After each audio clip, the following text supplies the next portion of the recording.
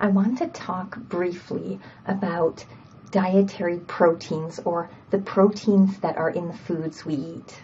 Now, if you're raising children, you're probably aware, or you've probably heard, that proteins are a really important part of a balanced diet because they form sort of the building blocks of our children's growing bodies.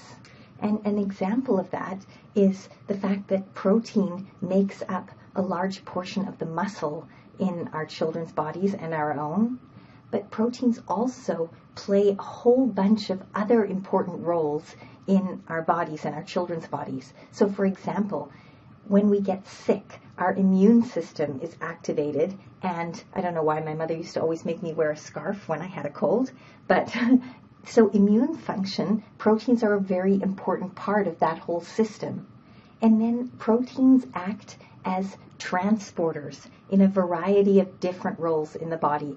Proteins also help us maintain the right fluid distribution in our bodies. So the fluid stays where it should be because of the fact that the proteins keep it where it should be. So if we're thinking of proteins as the building blocks of our children's bodies, then we can think of amino acids as the building blocks of the proteins.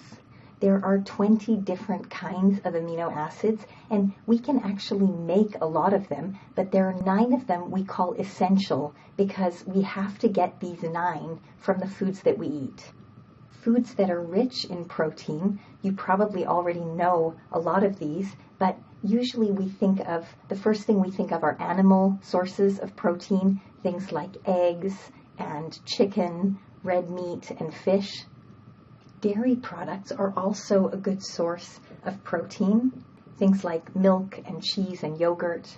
But there are also many vegetable sources of protein, and those are things like tofu or nuts or beans and other legumes like lentils. The important thing to note is that the animal sources of protein tend to be complete. That means that they contain all of the 9 essential amino acids in sufficient amounts to support growth and repair and maintenance of our children's bodies. Whereas the non-meat sources, for example, the dairy and the vegetarian sources of protein, tend to be incomplete. So they might contain all of the essential amino acids, but usually not in sufficient amounts to support growth if they're eaten by themselves. But here's the trick.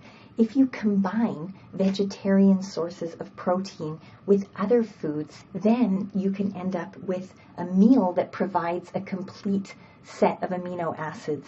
So increasing the variety is the key, and some of these dishes are actually the traditional foods that we think of, like Mexican beans and rice or Indian dal and rice. These foods naturally complement each other and provide you with a complete set of amino acids. As with all diets, variety is the key to a healthy vegetarian diet.